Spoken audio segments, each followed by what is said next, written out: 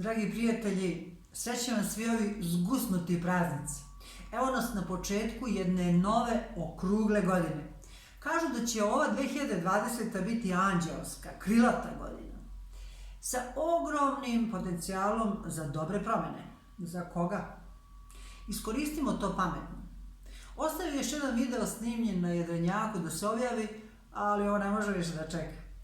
Evo me u svojoj kući u Zemunu, između dva skitanja i moram da vam kažem da je lepo tu.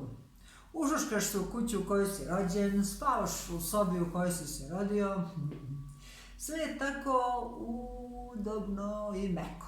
I ne zahteva neki napor, jer ovde sve znaš. A da li? Znate li da se preko 90% povreda dešava baš tu, gde vam je sve poznato? Onih fizičkih, onim drugim ni ne bih. U domu, kupatilu, kuhinji. Zašto? Preopušteni ste. U onom negativnom smislu.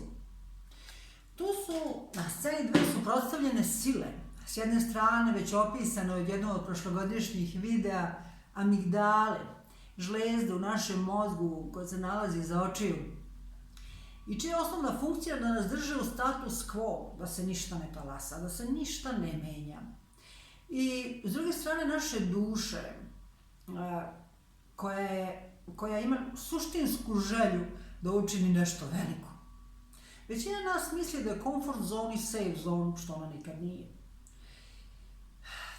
Većina ljudi nikad ne gurne sebe namerno u neudoban ili nepoznat položaj, a samo iz promene čovjek raste, jer tu mora da bude fokusiran na ono što želi, na jasno zacrtan cilj.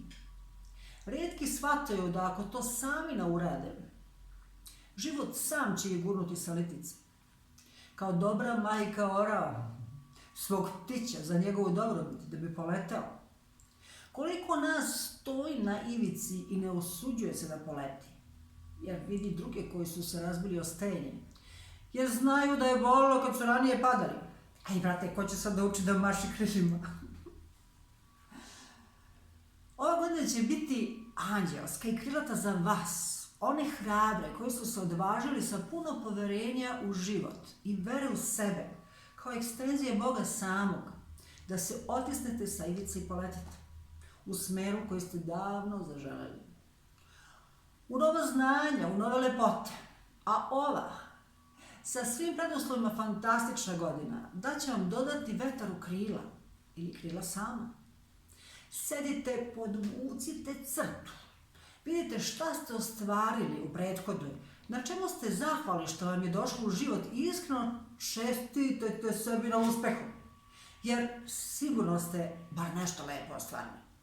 Ono ružno pustite niz vodu, baš vas briga šta je to bilo. Ne kačimo se za to, ni ne imenujmo ga. Prizovimo u svoj život svu lepotu sveta, harmoniju, ljubav, dobrobit svake najlepše vrste. Ostalo prosto pustimo niz vodu. I na tim lepim osnovama sagradimo nove ciljeve za novu godinu, jasno zacrtane, i iskoračimo ka njima. Preduzmimo akciju. Ma koliko ona mala bila, uvijek nešto možemo da uradimo kao ostvarenju svog sna. A ako mi neko kaže, ali meni se samo ružno prošle godine desilo, ali nemam na čemu da budem zahvalan. Setite se da iz najvećeg šita raste najljepše cveće. I trgnite se.